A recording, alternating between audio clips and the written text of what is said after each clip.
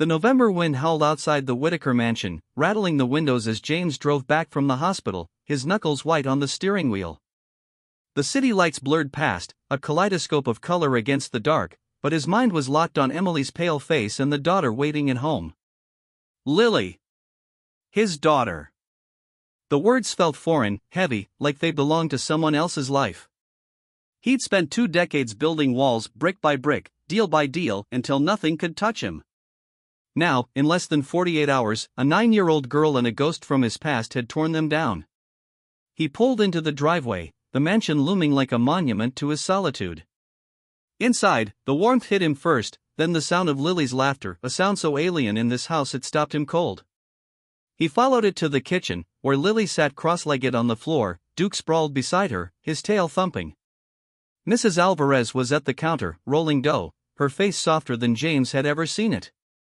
"Look, James." Lily held up a lumpy, flour-dusted cookie. "Mrs. Alvarez is teaching me to bake. This one's supposed to be a star, but it looks more like a blob." Her grin was wide, unguarded, and it hit James like a fist to the chest. How could this kid, who'd spent 5 nights on a park bench, still smile like that? "Looks like a masterpiece to me," he said, forcing a smile. His voice sounded steady, but his heart was racing. He had to tell her about Emily, but how? She was 9. She deserved the truth, but not the kind that would break her. Mrs. Alvarez caught his eye, her gaze sharp. "Everything okay, Mr. Whitaker?" she asked, dusting flour off her hands. "Yeah," he lied, then nodded toward Lily. "Can you give us a minute?" Mrs. Alvarez hesitated, then nodded, wiping her hands on her apron. "I'll be in the laundry room if you need me." She gave Lily's shoulder a gentle squeeze before slipping out. Lily looked up, her smile fading as she sensed the shift in James's tone. "Did you find my mom?" Her voice was small, her eyes searching his face for answers he wasn't ready to give. James crouched to her level, his knees creaking. Duke nudged his hand, as if urging him on. "Yeah, kiddo, we found her," he said, his throat tight. "She's in the hospital. She got hurt at work, but the doctors are taking care of her." Lily's face crumpled, her cookie dropping to the floor. "Is she gonna be okay?" Her voice cracked, and James saw the fear she'd been holding back for days. "They're doing everything they can," he said, choosing his words carefully. "She's tough, like you. And she's been saying your name, even when she's asleep. She wants you to know she didn't leave you on purpose." Lily's lip trembled, but she nodded, swiping at her eyes. "Can I see her?" James hesitated. The hospital was no place for a kid, sterile, cold, full of machines and uncertainty. But Lily's eyes were steady, pleading, and he realized she'd already faced worse than most adults could handle. "Tomorrow," he promised. "First thing. We'll go together." She threw her arms around him, her small body shaking. James hugged her back, his heart twisting. He wasn't used to this comforting, caring, being needed. But as Lily clung to him, something shifted. For the first time in years, he felt anchored, like he was exactly where he was supposed to be. That night, James couldn't sleep. He sat in his study, the scotch untouched, staring at the photo from Lily's notebook. Emily's face, younger but unmistakable, smiled back at him. He traced the edges, memories flooding in, late-night talks in their college dorm, her teasing him for studying too hard, the way she'd made him feel alive. He'd loved her, fiercely, but ambition had been louder. When he got the job offer in New York, he'd asked her to wait for him. She'd begged him to stay. He chose the city, the money, the power. And she'd let him go. He hadn't known about the pregnancy. Had she tried to tell him? Had she kept Lily a secret to protect her from a father too consumed by his empire to care? The questions gnawed at him, each one a fresh cut. He flipped through Lily's notebook again, her stories filled with brave girls and happy endings. One drawing showed a mother and daughter holding hands under a rainbow. James's eyes burned. He hadn't cried since he was a kid, but now, alone in the dark, the tears came. The next morning, James and Lily drove to County General in silence. Lily clutched the stuffed elephant he'd bought her, its gray fur already worn from her grip. At the hospital, the nurse from yesterday led them to Emily's room. "She's stable," she said quietly. "But still not waking up."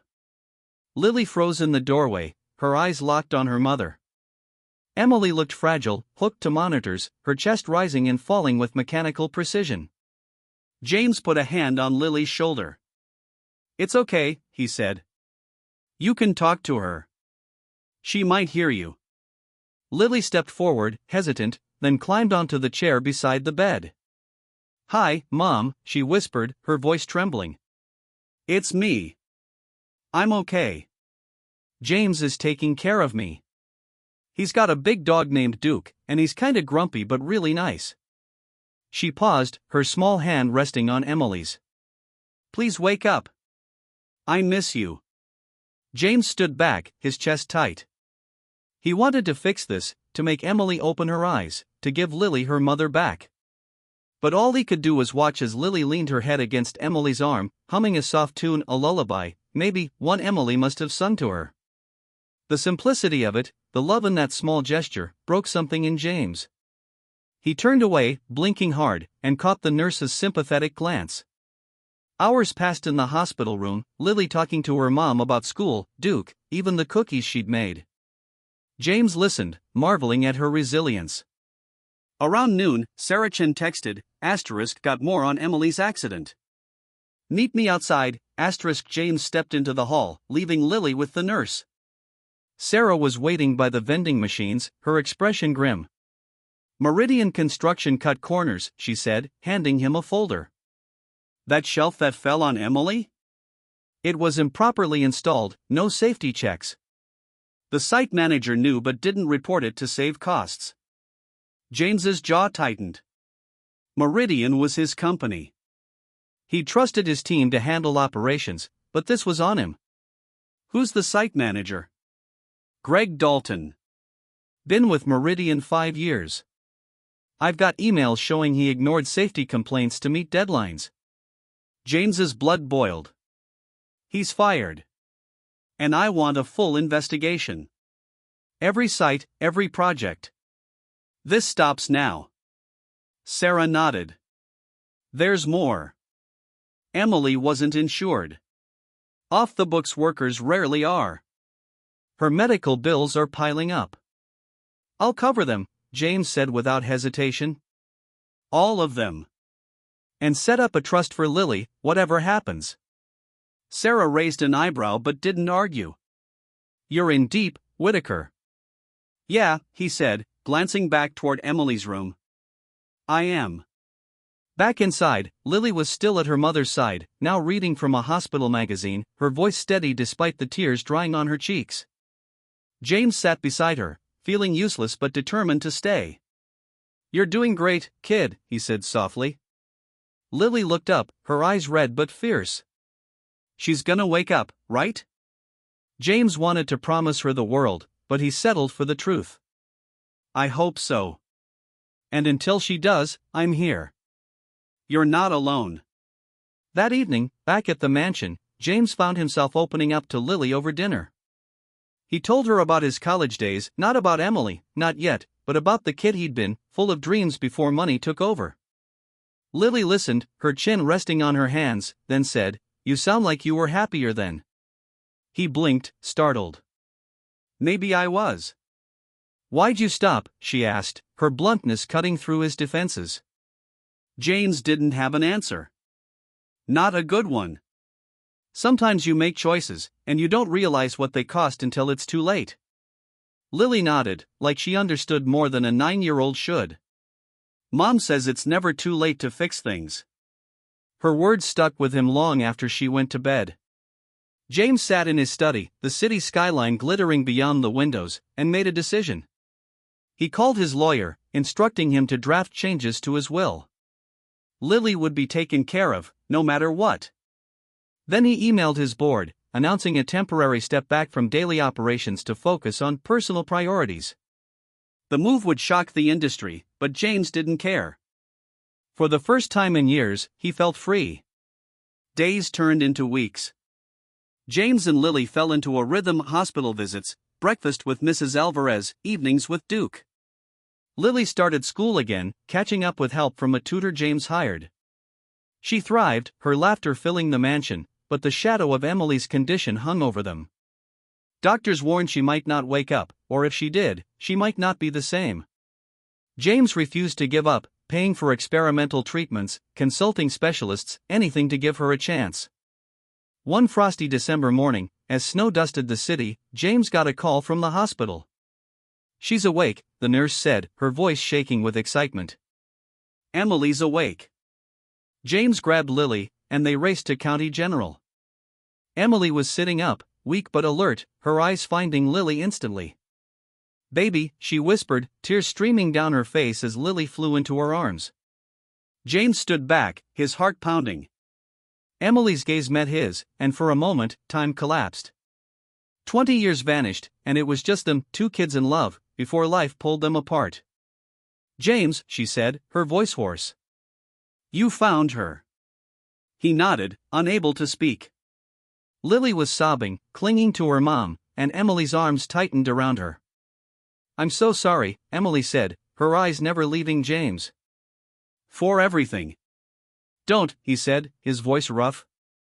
"You did what you thought was right." Emily's lips trembled. "She's yours, isn't she?"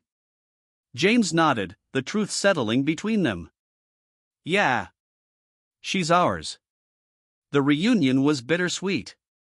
Emily's recovery would be long, her injuries leaving her with chronic pain and memory gaps. But she was alive, and Lily had her mom back.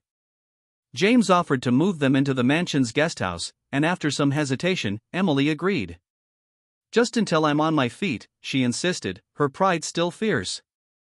As Christmas approached, the mansion transformed. Mrs. Alvarez hung lights, Lily decorated a tree, and Duke wore a ridiculous reindeer collar. James watched it all, marveling at how his empty house had become a home. On Christmas Eve, Emily joined them for dinner, moving slowly but smiling. Lily sat between them, her face glowing. After dinner, Lily handed James a drawing, a family under a rainbow, with Duke at their side. "This is us," she said. "All of us." James's throat tightened.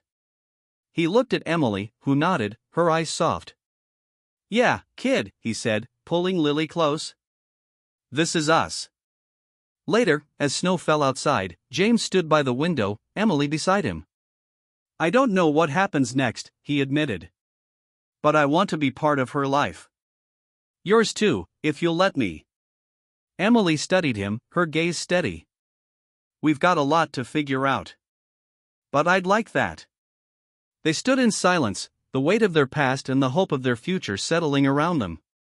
For the first time, James didn't feel alone.